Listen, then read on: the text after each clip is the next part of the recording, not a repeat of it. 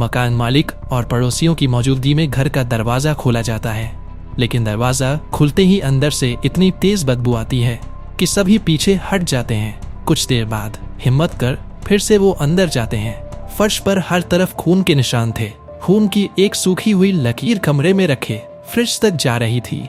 जैसे ही फ्रिज का दरवाजा खुला, एक चीख के साथ सभी लोग उल्टे पैर कमरे से बाहर की तरफ भागते हैं। उस एक पल में उन्होंने जो कुछ फ्रिज के अंदर देखा वो दहलाने वाला था। नमस्कार दोस्तों, स्वागत है आपका रियल क्राइम सीन चैनल में, जहां हम आपको सुनाते हैं सच्ची कहानियां जो आपके दिलों में खौफ पैदा कर देंगी। आज की कहानी है बेंगलुरु के फ्रिज में 19 दिनों तक टुकड़ों में बंद महालक्ष्मी की बॉडी। तो ध्यान से सुनिए इस दर्दनाक किस्से को और हमारे चैनल को सब्सक्राइब करना न भूलें। साथ ही जुड़े रहें, क्योंकि आगे ऐसी और भी रहस्यमयी कहानियां आपको मिलेंगी सिर्फ यहीं। बेंगलुरु के व्यालीकवल इलाके के 6th cross pipe line road में मौजूद इस 3 मंजिला बिल्डिंग का ये वो एक कमरा है जिसने अपने अंदर से एक और श्रद्धा को उगला है। इस कमरे में रखे 165 लीटर मॉडल के सिंगल डोर फ्रिज में पूरे 19 दिनों तक 29 साल की महालक्ष्मी करीब 30 से 40 टुकड़ों में बंद थी। 30 से 40 टुकड़े इसलिए क्योंकि कई टुकड़े तो फ्रिज के बाहर इस कमरे के फर्श तक पर बिखरे पड़े थे। खुद बेंगलुरु पुलिस को याद नहीं कि उन्होंने इससे पहले कभी इतना खौफनाक या दहला देने वाला क्राइम सीन देखा हो। शुरुआत में तो खुद पुलिस वाले इस कमरे यानी क्राइम सीन से डर के मारे उल्टे पांव लौट गए थे। कमरे में टुकड़ों की शक्ल में सबूत ऐसे बिखरे पड़े थे कि बेंगलुरु की फॉरेंसिक टीम को भी उसे समेटने के लिए सरकारी अस्पताल के मेडिकल स्टाफ को बुलाना पड़ा। 5 महीने से अकेली थी महालक्ष्मी। दरअसल करीब 19 दिन बाद इस कमरे का दरवाजा बीते शनिवार यानी 21 सितंबर को दोपहर करीब 3:30 बजे खुला था। इस बिल्डिंग के फर्स्ट फ्लोर पर 5 महीने पहले ही महालक्ष्मी की शक्ल में एक नई किराएदार आई थी। नेपाल की रहने वाली महालक्ष्मी यहाँ अकेली रहती थी। पड़ोसी भी उसे नहीं जानते थे। वजह ये थी कि हर रोज वो सुबह 9:30 बजे घर से निकलती और रात 10:30 के बाद ही घर लौटती। महालक्ष्मी की माँ और बहन इसी बेंगलुरु में रहा करते हैं। 2 सितंबर के बाद अचानक महालक्ष्मी का फोन बंद हो जाता है। उसकी माँ और बहन लगातार फोन करते हैं पर बात होती ही नहीं। इसी बीच 20 सितंबर को कुछ पड़ोसी बिल्डिंग के मालिक को शिकायत करते हैं कि बंद पड़े महालक्ष्मी के घर के अंदर से अजीब सी बदबू आ रही है। रेंट एग्रीमेंट के वक्त इमरजेंसी कॉन्टैक्ट के तौर पर महालक्ष्मी ने बेंगलुरु में ही रहने वाली अपनी मां और बहन का पता और फोन नंबर दिया था। मकान मालिक महालक्ष्मी की मां को फोन करता है और उन्हें महालक्ष्मी के घर से आ रही बदबू के बारे में जानकारी देता है। बीते 19 दिनों से वैसे ही महालक्ष्मी से मां की बात नहीं हुई थी। मकान मालिक की बात सुनकर वो घबरा जाती है। महालक्ष्मी के घर की एक चाबी मां के पास रहती थी। वो फौरन चाबी लेकर अपनी दूसरी बेटी के साथ महालक्ष्मी के साथ घर पहुंच जाती है। ऐसा क्राइम सीन पुलिस ने भी कभी नहीं देखा। मकान मालिक और पड़ोसियों की मौजूदगी में घर का दरवाजा खोला जाता है, लेकिन दरवाजा खुलते ही अंदर से इतनी तेज बदबू आती है कि सभी पीछे हट जाते हैं। कुछ देर बाद हिम्मत कर फिर से वो अंदर जाते हैं। फर्श पर हर तरफ खून के निशान थे। मांस के छोटे छोटे लोथड़े पड़े थे और खून की एक सूखी हुई लकीर कमरे में रखे फ्रिज तक जा रही थी। जैसे ही फ्रिज का दरवाजा खुला, एक चीख के साथ सभी लोग उल्टे पैर कमरे से बाहर की तरफ भागते हैं। उस एक पल में उन्होंने जो कुछ फ्रिज के अंदर देखा वो दहलाने वाला था। मकान मालिक सब कुछ समझ चुका था। वो फौरन पुलिस को फोन करता है। आनन फानन में पुलिस भी मौके पर पहुंच चुकी थी। अब पुलिस कमरे में जाती है, लेकिन बदबू इतनी तेज कि उनसे रुका नहीं जाता। पुलिस टीम भी बाहर निकल आती है। फिर डबल मास्क मंगाया जाता है। उस डबल मास्क के साथ फिर से पुलिस कमरे में जाती है। फ्रिज का दरवाजा खुला था। सामने सब कुछ दिख रहा था। फ्रिज के सबसे ऊपरी खाने में 2 इंसानी पैर रखे थे। बीच के खाने में इंसानी जिस्म के अलग अलग हिस्से और सबसे निचले खाने में एक सर, महालक्ष्मी का सर। फर्श पर बिखरे पड़े थे मांस के लोथड़े। अब फ्रिज के बाहर पुलिस की नजर कमरे में फर्श पर पड़ती है। फर्श पर नजर पड़ते ही खुद पुलिस वालों के पांव कांप जाते हैं। जमे हुए खून के साथ साथ छोटे छोटे मांस के टुकड़े इर्द गिर्द पड़े थे। अब forensic science laboratory and scene on of crime officers यानी सोको को मौके पर बुलाया जाता है। सोको के लिए भी ये एक अजीब क्राइम सीन था। ऐसे क्राइम सीन से सबूत बटोरना हद से ज्यादा मुश्किल था। लिहाजा अब मदद के लिए सोको की टीम ने बोरिंग अस्पताल के मुर्दाघर के स्टाफ को बुलाया। मुर्दाघर के स्टाफ के पहुंचने के बाद फ्रिज से लेकर फर्श तक पर बिखरे लाशों के टुकड़ों को समेटा गया और इसी समेटने के दौरान ये अंदाजा हुआ कि लाश के टुकड़ों की तादाद 30 से 40 के दरमियान है। टुकड़ों में बंटी इस लाश को अब मुर्दाघर भेज दिया गया। 19 दिन तक फ्रिज में रहे लाशों के टुकड़े समेटने के बाद अब पुलिस ने कमरे की तलाशी ली। तलाशी के दौरान महालक्ष्मी के बेड पर रखा एक मोबाइल मिला। ये मोबाइल महालक्ष्मी का ही था। जब मोबाइल के लिए CDR यानी कॉल डिटेल रिकॉर्ड को चेक किया गया तो पता चला कि इस फोन से आखिरी कॉल 2 सितंबर को किया गया था। 2 सितंबर के बाद से ना तो इस फोन से कोई कॉल किया गया और ना ही कोई रिसीव किया गया। इसी से बेंगलुरु पुलिस ने अंदाजा लगाया कि महालक्ष्मी का कत्ल 2 से 3 सितंबर के दरमियान ही हुआ है।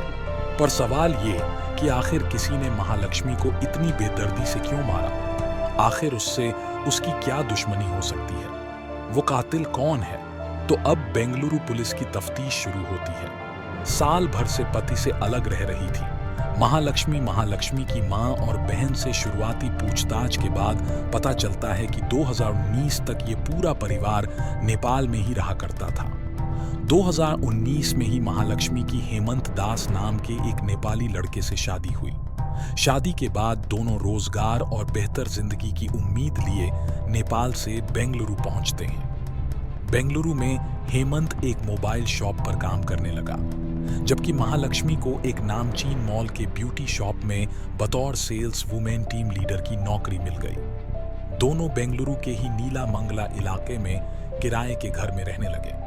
बाद में दोनों को एक बेटी हुई। 2023 तक सब कुछ ठीक था, लेकिन 2030 में हेमंत और महालक्ष्मी अलग हो गए। बेटी हेमंत दास के साथ ही रहती थी, जबकि महालक्ष्मी ने व्यालीक्वल इलाके में 5 महीने पहले ही यहाँ किराए का एक कमरा ले लिया। अब वो यहाँ अकेली रहती थी। हर 15 दिन या महीने में एक बार वो अपनी बेटी से मिलने हेमंत के घर जाती थी। पहला शक लव ट्रायंगल की थ्योरी पर तफ्तीश के मुताबिक हेमंत और महालक्ष्मी के बीच की इस दूरी की वजह लव ट्रायंगल थी। हेमंत को शक था कि उत्तराखंड के रहने वाले एक हेयर ड्रेसर अशरफ और महालक्ष्मी के बीच अफेयर चल रहा है। इसी बात को लेकर हेमंत और महालक्ष्मी के बीच काफी झगड़ा होता और इसी झगड़े की वजह से करीब 9 महीने पहले महालक्ष्मी हेमंत से अलग रहने लगी थी। कुछ महीने माँ और छोटी बहन के साथ रही और फिर 5 महीने पहले किराए के इस घर में आ गई। पड़ोसियों के मुताबिक महालक्ष्मी आस पड़ोस में ज्यादा लोगों से खुली मिली नहीं थी। वो किसी से बात भी नहीं करती थी। रोजाना सुबह 9:30 बजे काम पर चली जाती और रात 10:30 के बाद घर आती। पड़ोसियों ने कुछ मौकों पर एक अजनबी को महालक्ष्मी को घर से पिक और ड्रॉप करते जरूर देखा, लेकिन वो कौन है वो नहीं जानते। बेंगलुरु पुलिस के मुताबिक वो इस बात का पता लगाने की कोशिश कर रही है कि आखिर वो अजनबी है कौन। बकौल पुलिस बहुत मुमकिन है कि महालक्ष्मी का कातिल वही अजनबी हो। हेयर ड्रेसर से अफेयर का था शक। बेंगलुरु पुलिस के मुताबिक वो अब तक महालक्ष्मी के पति हेमंत दास और उस हेयर ड्रेसर अशरफ, जिस पर हेमंत को शक था, उससे लंबी पूछताछ कर चुकी है। लेकिन इन दोनों से शुरुआती पूछताछ के बाद पुलिस इस नतीजे पर पहुंची है कि महालक्ष्मी के कत्ल में इन दोनों का कोई हाथ नहीं है। इन दोनों के मोबाइल के कॉल डिटेल रिकॉर्ड 2 सितंबर से 19 सितंबर तक की इनकी लोकेशन में ऐसा कुछ नहीं मिला जिनसे इन पर शक किया जा सके। तो फिर सवाल है कि आखिर महालक्ष्मी का कातिल कौन है? कौन है जिसने इतनी बेदर्दी से उसका कत्ल किया और लाश के टुकड़ों को फ्रिज में ठूंस दिया? पुलिस को एक अजनबी पर शक तो बेंगलुरु पुलिस के मुताबिक खुद महालक्ष्मी के मोबाइल के कॉल डिटेल से शक की सुई एक अजनबी की तरफ घूम रही है। हालांकि बकौल पुलिस उस अजनबी की जानकारी उनके पास है, उसका नाम भी उन्हें पता है। यहाँ तक कि ये भी पता है कि महालक्ष्मी के कत्ल के बाद वो भुवनेश्वर के रास्ते पश्चिम बंगाल जा चुका है। पुलिस इसलिए उसके नाम का फिलहाल खुलासा नहीं करना चाहती ताकि वो अलर्ट ना हो जाए। पर बेंगलुरु पुलिस की माने तो एक बार वो शख्स हाथ आ गया तो सारे सवालों के जवाब मिल जाएंगे। कातिल ने घर में ही रहकर किए टुकड़े? पुलिस तफ्तीश में ये भी पता चला है कि 2 सितंबर यानी जिस दिन से महालक्ष्मी गायब हुई और उसका मोबाइल बंद, तब से महालक्ष्मी के घर पर कभी कोई नहीं आया। यहाँ तक कि पड़ोसियों ने भी 2 सितंबर या उसके बाद कभी महालक्ष्मी के घर से कोई ऐसी आवाज नहीं सुनी जिससे उन्हें शक होता। हालांकि क्राइम सीन को देखने के बाद पुलिस का मानना है कि महालक्ष्मी का कत्ल इसी कमरे में हुआ था। इस थ्योरी के पीछे की वजह ये है कि जिस इलाके में महालक्ष्मी रहती है वहां किसी लाश को लेकर पहली मंजिल तक जाना मुमकिन नहीं है। कोई भी आसानी से देख सकता है। बकौल पुलिस बहुत मुमकिन है कत्ल से पहले महालक्ष्मी को कोई बेहोशी या नींद की दवा दी गई हो और इसीलिए घर से कोई आवाज नहीं आई। जल्दबाजी में नहीं था कातिल। जिस तरह से लाश के टुकड़े किए गए हैं उसको देखकर भी पुलिस को अंदाजा है कि यह जल्दबाजी में नहीं हुआ है। यानी कातिल ने घर के अंदर तसल्ली से लाश के टुकड़े किए, यानी कत्ल के बाद भी वो कई घंटे या बहुत मुमकिन है पूरी रात उसी घर में रहा। हालांकि हैरानी इस बात पर है कि किसी ने उसे जाते नहीं देखा।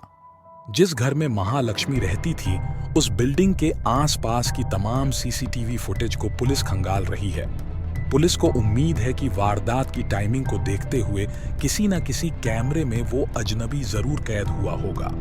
वैसे जो पुलिस ये तक जानती हो कि कातिल भुवनेश्वर के रास्ते पश्चिम बंगाल पहुंच चुका है तो जाहिर है वो कातिल का असली नाम चेहरा भी जरूर जानती होगी। लिहाजा उम्मीद कीजिए बहुत जल्द वो चेहरा और नाम के सामने। श्रद्धा केस का रिपीट है। महालक्ष्मी मर्डर महालक्ष्मी का केस 2023 के श्रद्धा केस से काफी मिलता जुलता है। महालक्ष्मी के कत्ल के बाद 19 दिनों तक लाश के टुकड़े फ्रिज में थे। दिल्ली में श्रद्धा का कत्ल 18 मई 2022 को हुआ था, जबकि कत्ल का खुलासा नवंबर में हुआ था।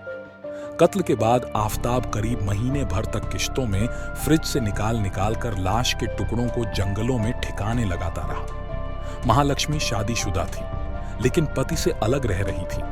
श्रद्धा बिना शादी के आफताब के साथ रह रही थी। श्रद्धा के किसी और के साथ रिश्ते को लेकर आफताब को शक था।